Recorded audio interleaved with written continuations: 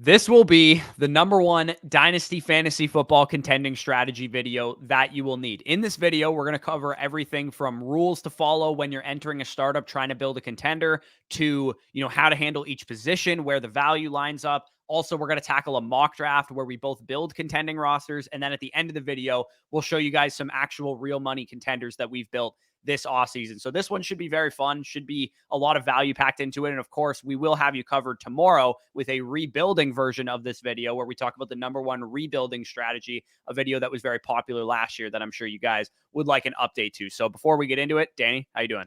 Doing well, doing well. And yeah, for all the mumbo jumbo you guys hear from us talking about 1-year punts, talking about accumulating assets, this is when we've geared up and we're ready to go win some money, to go win the chip. Find out today how we're going to be able to build these contending rosters. But with that being said, let's get right into it.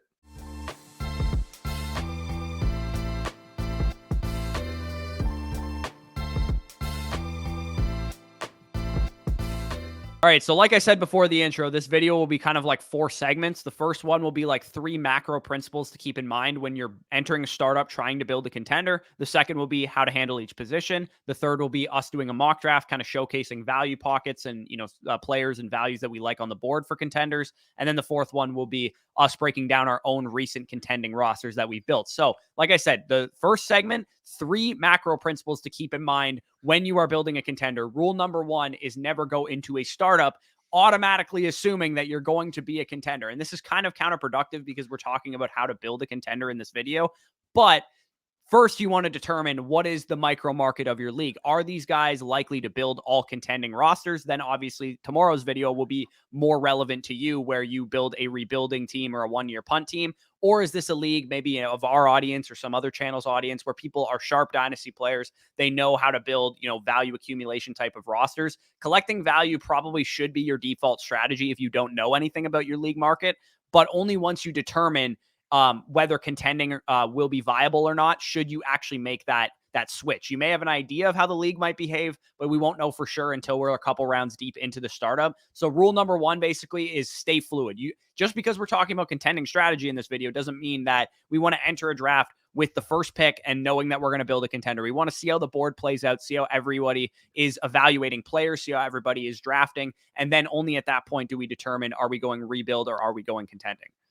Fully agree here. And basically, when it comes to deciding whether you want to contend or rebuild, like Corey was mentioning, the league micro market, like he said, is the most crucial aspect. And I'm sure a lot of you guys, if you're picking up startups this offseason, you're probably more of an experienced Dynasty player. If you're not, obviously, we have content over here to learn more how to play Dynasty. But if you have more teams in the portfolio, you have to pick your spots when you want to make contending type of rosters. So, like Corey said, if you're in a sharper type of league, people are just accumulating, appreciating assets. People are punting running back and you can get value there, or people are punting older players and you can get value there. That's the only real time, in my opinion, you should build a contending startup team. If you're, like you said, in a more inexperienced, people are taking, Christian McCaffrey in the 2nd round of the startup, Austin Eckler in the early 4th round of the startup. If that's how the league market is behaving, that's when you would gear towards the 1-year punt. But like we kind of said, sharper type of league rooms, people are all, accumulating a bunch of draft picks, and you think realistically only like 2 or 3 teams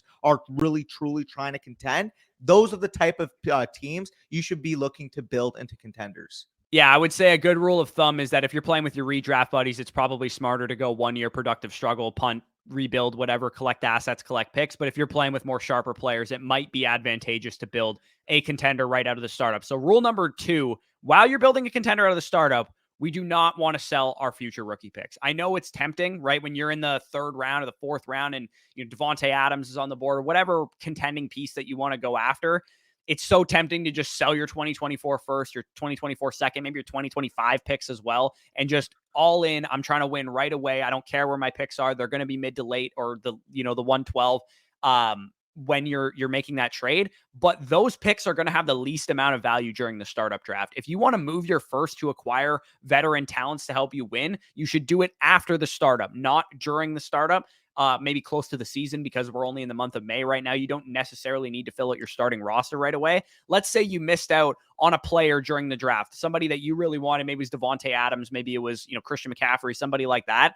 And you wanted to have him fill out your flex spot or your RB1 slot or your RB2 slot. Wait till the draft is done. trade away that first round pick then. Trust me, you'll get a better player than you would have during the startup, because those first round startup picks don't usually have a ton of value unless we're talking about a room that is very sharp and knows to collect picks. Yeah, 100%. I agree here. Another rule of thumb I have for this is if you're going to deal picks, make sure that you don't deal picks 2 years in advance. The reason why I say this is, let's say hypothetically you go into your startup, you're like, okay, I found the right opportunities. This is a good price. I'm willing to give up, my 2024 picks. If you're willing to do that, make sure no matter what your urges are, you keep your 2025 picks intact, because you want buying power in season. Basically, you want the opportunity where if a player is tanking, or hypothetically, say a player went into the startup or went after the startup looking to try to contend, and say they start the year, 2-5, they may be willing to give up, a highly valued win now type of player for that 2025 first. Whereas if you spent that in the startup, you will not have any type of buying power in season. And a lot of the teams that you were ahead of in the pecking order in the offseason will be able to catch up, because they'll have more liquidity to be able to flip in season. Yeah, exactly. It really is the ideal place to be in when you're a contending team that has your draft capital, because you know that, maybe if you have aging running backs or wide receivers, that you can at least replenish some of that talent either via trade or during the rookie draft when it comes up. So definitely don't just sell the farm. Don't just give up all your picks during the startup to go after the best running backs, the best wide receivers. That might work. Maybe you might win the championship in year one and it could be worth it at that point, but there's no guarantee. It's a volatile game that we play, Dynasty Fantasy Football. You could have bad injuries. You could lose in the first round after. Like, I lost a 13-1 team in the first round of the playoffs. A 13-1 team lost in the first round, because that's Dynasty. That's fantasy. We want to be a long-term contender as much as possible, and have that liquidity long-term. I'm so glad you mentioned that, because I mean that's another sub point in itself, but I'll just add it here, is that people are so focused on like, well, I gotta contend with this team because I need to make my money back in fantasy because I have 3 1-year punts. It's like, yes, you need to contend, but also you have to understand that the variance in the fantasy playoffs still exists. Like, we want to make sure when we're ready to contend, we have the optimal type of build. So in a startup, like I said, I would only really consider a contending dynasty startup, like we mentioned, in a more experienced room, because people are going to give you fair value for the assets you're trying to acquire. And on the flip side, like I kind of said, the variance, no matter what, is going to exist. It's always going to be a quote unquote theoretical 1 out of 6 when you make a 6-man playoffs. Obviously, the top 2 are going to get a significant edge, which is why we want our team to be in a very good spot when we decide to contend, because having that bye week is the thing you have to be chasing for when you're in your fantasy football leagues. If your team is not strong enough to at least compete for the bye week, you typically don't have a strong enough team to compete for the championship. Yeah, and of course, anything can happen, but we don't want anything to anything can Calculated happen to risks. be the thing that we're actually relying on. We Yes. want anything to happen. Anything can happen to be the thing that we're trying to avoid, because our team is so good, and we don't want to be the team that loses to the 6th seed. We want to be the Yep. team that makes the championship. So rule number 3, and then we'll move on to how to handle each position, is just because you're building a contender doesn't necessarily mean that we want to throw the rebuilding, team building, roster construction type of ideas and philosophies out the window. So basically what I mean by this is, you guys have probably heard us say before that we like to build our team around elite quarterbacks, wide receivers, and tight ends, and then kind of drop our running backs in when we're ready to contend, right? That's the philosophy that we take, and it still remains true even if you're building a contending roster in a startup. We don't want to overinvest and draft 7 running backs in the first 10 rounds, because even though you're in a contending window and those running backs can give you value, you will still need to have solid quarterbacks, wide receivers, and tight ends on your team. And also, we just generally speaking like to build out, lighter at running back teams in redraft leagues, which is why this kind of carries over to Dynasty, because we don't want to be overinvested in that position because they get injured very often and all that kind of stuff. So ideally, when we look at how this would play out from like a roster construction standpoint, you'd want to be like 2 or 3 deep at quarterback, at least of starters, 5 to 7 deep at wide receiver, a solid tight end or 2 on your roster, and then maybe like 2 to 3 starting caliber RB2 or better type of running backs, and then some 0 RB depth pieces behind them. Versus when we build out a rebuilding team, we want to be like 3 or 4 deep at quarterback, 5 to 8 to 10 deep at wide receiver, and then 2 or 3 good tight ends, and like no running backs, and of course a lot of picks on our roster. So that's kind of how the roster construction would differ coming out of the startup, but it still remains true that you don't want to be over invested in running back out of the startup. Yeah, no, I agree there. Another point I want to add to this is you mentioned the actual structure of your teams. How many running backs, how many quarterbacks, how many tight ends, how many wide receivers you want. Another aspect that I really, really find key is a lot of people watching us are going to have big portfolios of dynasty teams. We're talking about, maybe they manage 5 leagues, 10 leagues, 15 leagues. And let's say you're contending in, a third of those. So if you're in 10 leagues, let's say you're contending in 3 leagues. Another aspect I want to make clear here is that you don't want overexposure to certain players. Why I say that is that let's say hypothetically you're contending. All 3 teams had Jonathan Taylor this past year. Yes, that's a very, very good contending piece entering the year. And from a projectability standpoint, you think, oh my God, he's going to collect a lot of points.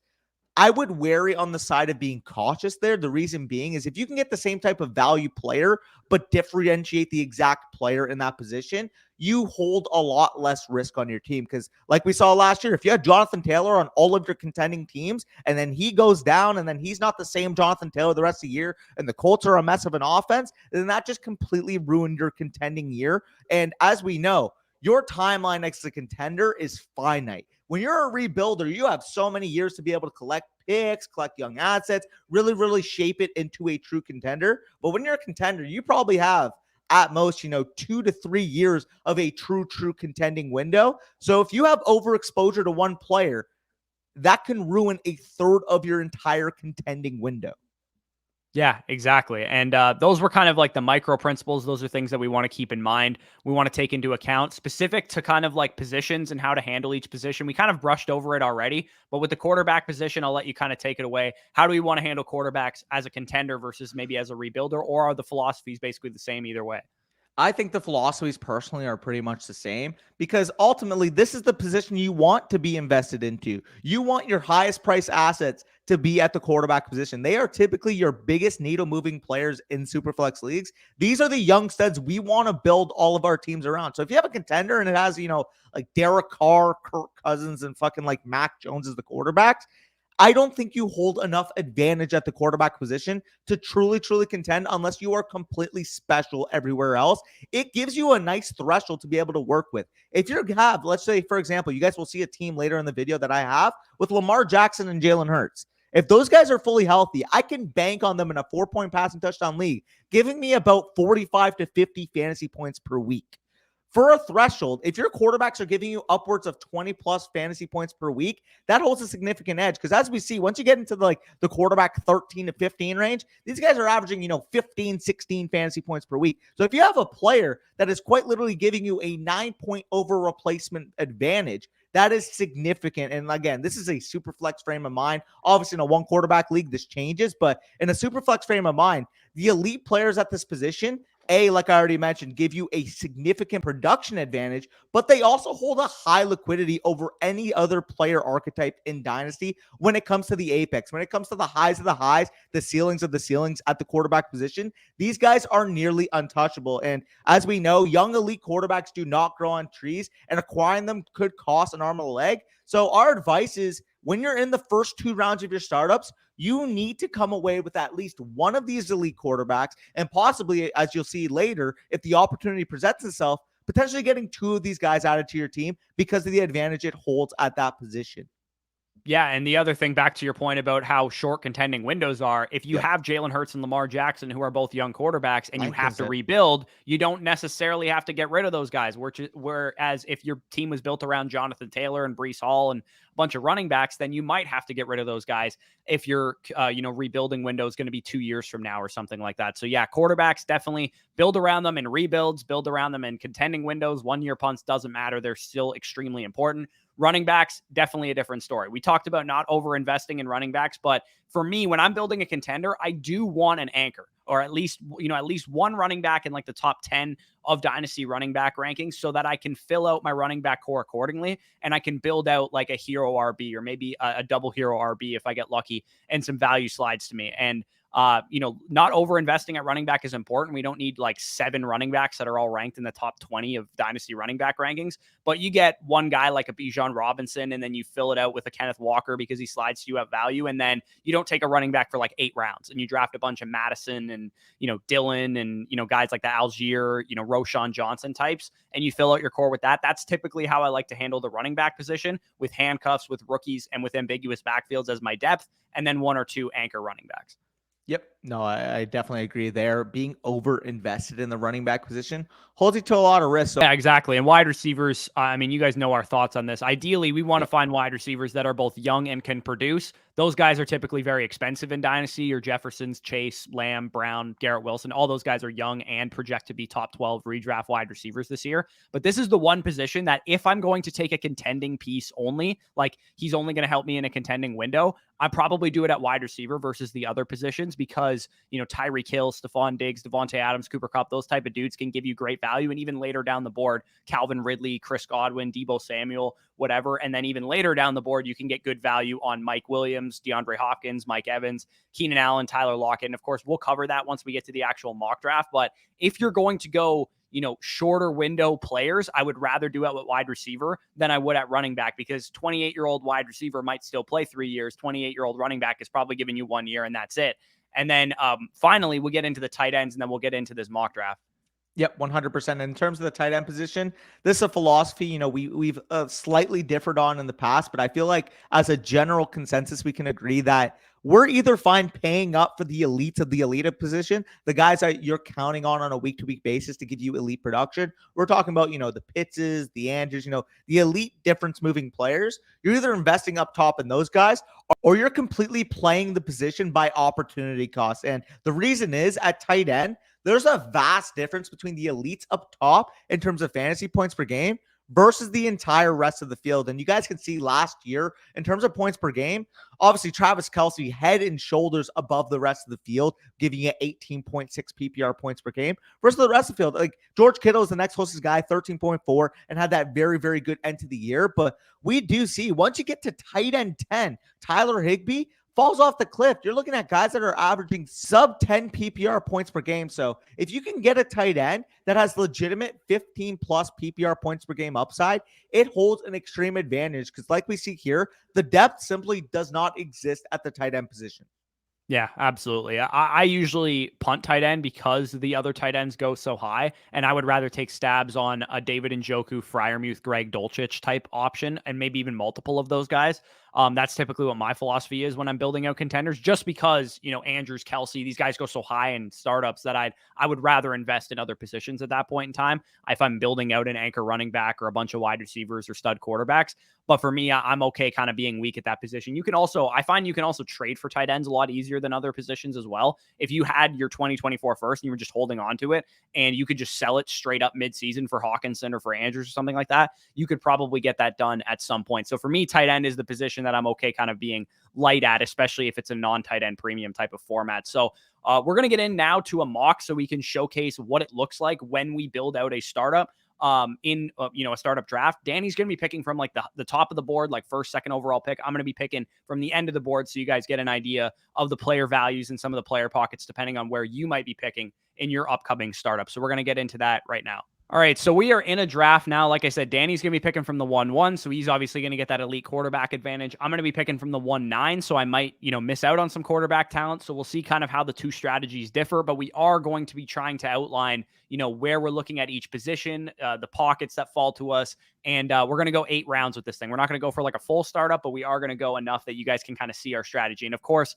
during a startup draft, Danny would not want to make the decision that he's competing right away at the 1-1, but by the time we get to an actual draft, we'll kind of know how the board's falling. Well, I will say, once you make the decision to want to compete, competing with Patrick Mahomes is a really, really nice way to attack it. I mean, having that elite quarterback one, I already mentioned, like at the quarterback position, you want that elite advantage. So getting one of those guys, absolutely fun. And speaking of quarterback advantage, one of them actually fell to you. Yeah, I mean, realistically, I don't think Justin Herbert falls to me, but I've seen Lamar Jackson and Justin Fields fall to this point, and the point kind of remains true.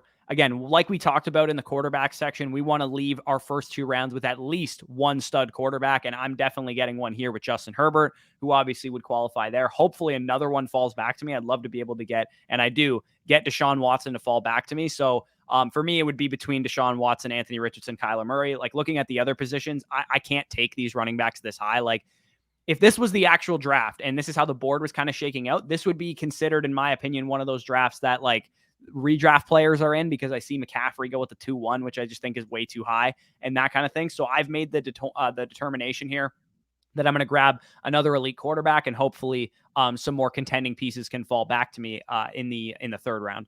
Yep. No, I agree with you there. So overall here in this spot, if Bryce Young or CJ Stroud were here in a normal draft, obviously I'm taking them. But for the purpose of the video, I will mix it up just so you guys can see what it would look like if I'm trying to contend. So Garrett Wilson would be my next rated receiver. Obviously, he is a younger player that isn't exactly a quote unquote contending piece, but we expect this guy to be a very, very high pick in terms of redraft. Top 15 pick overall, an underdog, and he's still 22 years old. So getting him there at 212, I think is good there. And then in terms of tight end, I mean, it's Kyle Pitts here. I understand he's more of a rebuilding type of player, but we want to build out the shells and attack the quote unquote pure contending pieces once we get into the meat eating round. So we're looking here, Mahomes, Wilson, Pitts, got my structure, got elite advantages across quarterback, wide receiver, and tight end. Now I can fill out the core between rounds 4 and 8.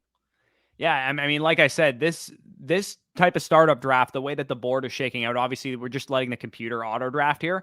But at this point in the startup draft, I would make the determination that it's probably better to go productive struggle, because Agreed. I see that, CJ Stroud has fallen back to me, and, some of these other young wide receiver, Chris Olave is still on the board. And we've already seen a lot of contending pieces go off the board. We're like 8 deep at running back. Some of the rooms that we draft in will never have this many running backs off the board. We might just have, Bijan, JT, Breece Hall, and Jahmyr Gibbs off the board by this point in time. I would say is probably what would happen in most of the rooms that we're in. But I am going to grab Chris Olave here. He's a contending receiver as well as a rebuilding receiver. So he kind of accomplishes both goals for me there. And we'll see what kind of falls back to me. So now I'm on the board. And again, I have some options that could go either way. I could go with another, rebuilding receiver like a Drake London, who's also going to give me good production this year. Devontae Smith also kind of fits that description.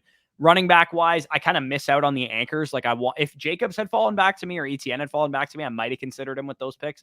But for me, I'm just going to build out a strong wide receiver core in addition to my quarterbacks, grab Drake London there. And hopefully some of these more contending running backs can fall back to me. Unfortunately, the computer simulator doesn't realize we're trying to do a contending mock draft, and they keep taking all the contending pieces. Yeah, it's pretty unreal right now. But I mean, we move quarterback position. I could look at a guy like Daniel Jones, maybe Kirk Cousins, but seems a little bit early on that. Yeah, I'm just going to take Daniel Jones. I feel like he's the next rated guy for me. And then at running back, you kind of mentioned a couple of names. For the purpose of the exercise, obviously, I would wait a little bit longer, but the computer's just not agreeing with me right now. So for the purpose of the exercise, who are we going to be taking here? Let me take a look. I think Judy would be my next rated receiver, so I will scoop him up. Yeah, makes sense. Definitely the type of room we're seeing where these running backs and most of the drafts we'd be in, there's no way DeAndre Swift is a 5th-round pick. There's no way Najee Harris and Javonte are all off the board by the time I get to this pick. I was hoping one of them would fall back to me. Again, for the purpose of this video, I'm trying to make a contending team. And I think if I don't grab a running back here, I'm not going to get one. So I'm going to grab... See, I got a couple guys rated similarly. For me, I have Dameon Pierce and Tony Pollard like right neck and neck. If you were building a contending team, I would probably prefer Pollard. But since I have kind of like a flexible build here where I can be a long-term contender, not necessarily like I have to win the championship year 1, I think I'm going to go with Dameon Pierce as my RB1, as my anchor running back there, knowing that he's on his rookie contract. The Texans seem to be willing to ride him out. They didn't draft a running back this year. So hopefully I can kind of roll into the season with Dameon Pierce there as my main running back. And then I go back over to wide receiver and see, I mean, Ayuk is probably my highest rated receiver currently on the board. And then at running back, I think Dobbins would probably be my highest rated running back. I don't think I'm going to get him with my next pick. I think if this was a real draft and the board was going, more towards rebuilding assets, I'd probably be able to get him to fall back to me. But I'm actually going to grab probably, actually, you know what? I'm building out a contending team, so I'm going to grab Calvin Ridley, who I believe gives me a huge, significant advantage there at, production-wise. He's only 28 years old. He's still going to have value into like my 3rd year of my contention window, hopefully, and then we'll kind of hope that I get more running backs or more, wide receiver talent falling back to me. Yep, 100%. And I mean, speaking of the computer not being friendly to us, I was really nervous that it would take J.K. Dobbins despite having no mind at all in terms of team construction. Like Team Six is just freaking wheeling and dealing for no reason. I don't know what's going on there, but overall, I will take J.K. Dobbins here. Wide receiver, we kind of mentioned a couple names there: Godwin, Ayuk, Traylon Burks, probably heading it. I believe my next highest rated player would be Brandon Ayuk. So I will scoop him up here. But again, if you had left Calvin Ridley, I definitely would have scooped him. Yeah, I probably could have also gone with one of those tight ends as well if I wanted to. In a contending window, I think George Kittle is definitely the tight end that I'm targeting most, Yep. just because I view him as like not comparable to Kelsey, but like one of the few tight ends that has a 90% of Kelsey's ceiling type of range of outcomes. And Kittle, I mean, as you can see in this draft, in most drafts that you're going to see, goes 2 to 3 rounds, 4 rounds later than Travis Kelsey, even though he's quite a few years younger than him as well. So, I'm back on the board here. Running back wise, I don't love this board. Aaron Jones would probably be in a contending window, a guy that I'd be definitely interested in. Devon Achane and Charbonnet, if I was rebuilding, I think would also make some sense. And given my team structure, I think this is like a kind of house money type of contender rather than like a win the championship year one type of contender. I also really like Jahan Dotson at this point in time. I think Deontay Johnson is quite undervalued. Um, Tight end wise is not really a guy that I'm totally interested in at this point in time. I'm actually going to go. I'm going to go with Jahan Dotson. I think he gives me an opportunity to both use him as a rebuilding asset for my young receiving core and then also a contending asset. So again, I'm building out a little bit more of a soft contender than Danny is. I think Danny's building out a little bit more of a contender that like could, probably push to the championship earlier on. Yep. Whereas mine, I think you have a chance to win year one, but most likely you're probably trying to compete year two. And I think for that reason, I might actually take Zach Charbonnet here, who I think is just way undervalued given the landscape of these running backs. So again, it's difficult for us to build out, straight contenders where we're taking everybody who's 28 years old plus when the board is worked out the way that it is. But I also think that this team could probably make a reasonable shot at contending year one. Yeah, I agree. Also, teammate just sniped my daylights taking Aaron Jones there. So I'm gonna go back to the wide receiver position. I believe Mike Williams makes a lot of sense. Deontay Johnson. Is there any names that are hidden down here? Because sometimes the ADP is just a mess. Um, yeah, it's probably gonna be just Deontay Johnson here for me, unless I missed anyone. No. Okay, I'm going to scoop Deontay Johnson. Would have liked Aaron Jones to fall back there. And in most drafts, you should be able to get him, round 11. But of course, when we're trying to make the video on contending, the sleeper ADP just wants to take every contending piece from us. Yeah, pretty much. So like I said, we did our best to build out a contender here. I think we built out teams that could be competitive year one, but probably most likely better in year two. Yep.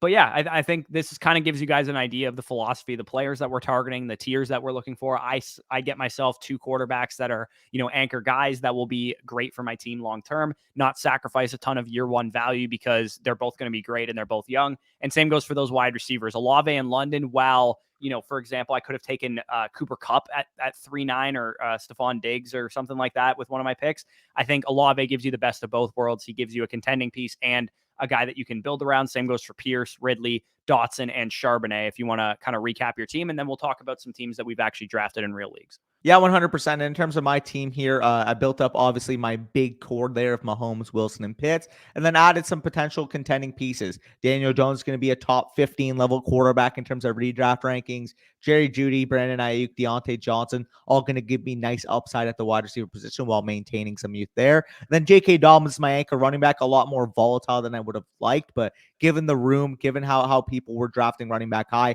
McCaffrey at the 2-1, Taylor at the 2-3. Again, we typically would have one year punted in this room, but for the purpose of the exercise, J.K. Dobbins is going to shoot as my RB1 on a potential high scoring team with Todd Monken coming in as the offensive coordinator for the Baltimore Ravens and him being the RB1 there.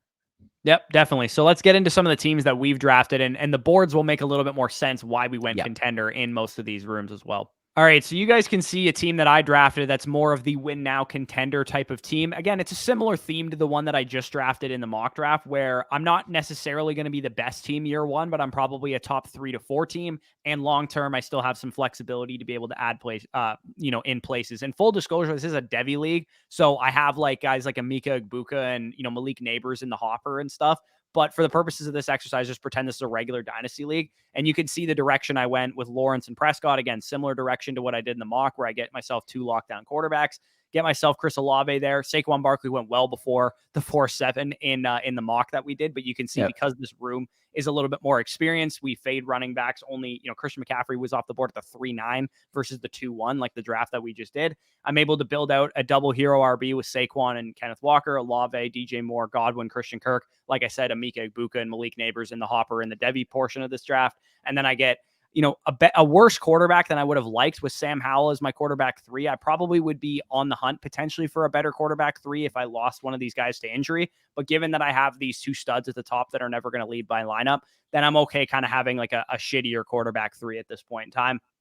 And then, like I said, I do have some Devy assets to add to this, including all of my future Devy picks as well. So this is kind of the contending team that I built out. It doesn't look like the typical contending team where you have like everybody's over the age of 28, but this is how we believe the title of this video is the #1 contending strategy, because you can contend year 1, make some moves midseason if need be, if things break right for you, or you kind of just play with house money for the first year and then, be really, really ready to contend the year after that. So that's kind of the contending strategy that I took in this draft. And then we'll kind of switch over to Danny's and see what he did. And the second team we have here is from our recent No Flock and startup over from our Flock Fantasy subscriber members. And you guys can see right here, myself and Corey got the lucky quote unquote slotting of being able to pick second and third. And I took my 3rd overall pick and I wanted to build out the shell of a contender. So end up getting Jalen Hurts there, elite Konami code upside quarterback. I do think, in my opinion, he is the clear quarterback 3 in Dynasty Fantasy Football at this current juncture. So happy to get him there. And then I saw the opportunity to potentially get a second elite quarterback anchor going up, trading for Lamar Jackson, securing him there. Now I have Jalen Hurts and Lamar Jackson. And I kind of mentioned this in the preview of this team, but I'm expecting these guys to give me, 45, upwards of 50 fantasy points per week between them, which again, in my lineup right there, that is such a huge advantage from, say, the 35, 40 points that my other teams in this league should be expecting from their quarterback position. So absolutely stoked to get that pairing. Had my 303, ended up trading down to secure as many assets as possible in those mid rounds, which you guys can see on the screen. And with that 303 asset, which was used on Chris Olave, I ended up parlaying it, like we kind of mentioned, into a very, very strong win now team. Devontae Adams, Christian McCaffrey, Jerry Jeudy, Chris Godwin, George Kittle, etc. there in a 1.5 tight end premium. I really like what I was able to build out with this team. Not to mention, in terms of the running backs, people might be asking, how did you get such good value at the running back position? McCaffrey at the 405. We just saw him go 201 in the sleeper app one. DeAndre Swift 805, Joe Mixon 1102, etc. there. And this is how typically a sharper draft loom is going to look from the running back position. People know inherently that their value is not, from a longevity standpoint, on par with quarterbacks, receivers, and tight ends. So you will see in more sharper draft rooms that position be faded. So for me personally, because I decided this was the team, this was the league market I wanted to win now, I was comfortable, quote unquote, taking the plunge on some of these running backs. Yeah, exactly. Like you said, you only want to make that determination when you've decided that the league market is not going to value that position. Once you see that the running backs are sliding, that's when you kind of want to make the transition to, maybe this is the type of team that I want to contend with. And you made that determination pretty much as soon as we saw, all these guys not go off the board. And for what it's worth, to the kickers, we did this before the NFL draft. The kickers were rookie picks. So like we had 1-1 Bijan here, 1-2. I traded up for Bryce Young, that kind of thing. So if you guys were confused by the kickers, that's what the kickers are for. But yeah, we both kind of build out different contending rosters, which I think is good for the purposes of this video. I did more of like a house money contender. You built more of like the shove the chips in the middle type of contender. Yep. But you didn't really sacrifice a whole lot to do it. I think you did give up your 2024 picks and get Lamar Jackson. But when you're investing in a stable asset who's going to give you elite production and has elite longevity, then it kind of makes sense. What you don't want to do is when you sell your rookie pick, you trade up for like a running back or something like that. You Mike sold Evans. your rookie pick to trade up for an elite quarterback to pair with Jalen Hurts, which I think is pretty much the only way you'd probably sell your rookie pick within a startup anyway. Yeah, I'm typically on the frame of mind, like after that trade, like you kind of see, I just manipulated trade downs, kept trading down, trying to accrue as many assets in the top 10 rounds as possible. But the only caveat I have in when I'm willing to pay up and when I'm willing to trade up is when it's for an elite quarterback. So I did pay a decent price, but when you're getting Lamar Jackson, it is well worth the price of admission, in my opinion. Yeah, and that trade ended up being what, like Jalen Waddle and a 2024 first for Lamar Jackson, which I think, in most circles you would take Lamar Jackson over the wide receiver there. So yeah, gives you guys two examples of what it looks like to build out a contending roster. Hopefully you guys enjoyed this video. You took a lot away from that. We will have the rebuilders version of this where we talk about some rebuilding teams that we broke down, some of the rules and principles of rebuilding teams, and then of course do a mock draft like we did as well. So if you enjoyed this video, as always, leave a like, subscribe if you're new around here, leave any comments down below that you want. Also, make sure to check out flockfantasy.com/FSE to get 30% off all of the packages over there, 2-day free trial, all of our dynasty rankings, articles, trade value charts, everything over there on Flock Fantasy, flying fast and furious. And you also get the content of the other creators that we've teamed up with over there as well. So definitely check all that stuff out. Check out all of our other sponsors linked down below in the description. But with that being said, peace out, and we'll talk to you soon.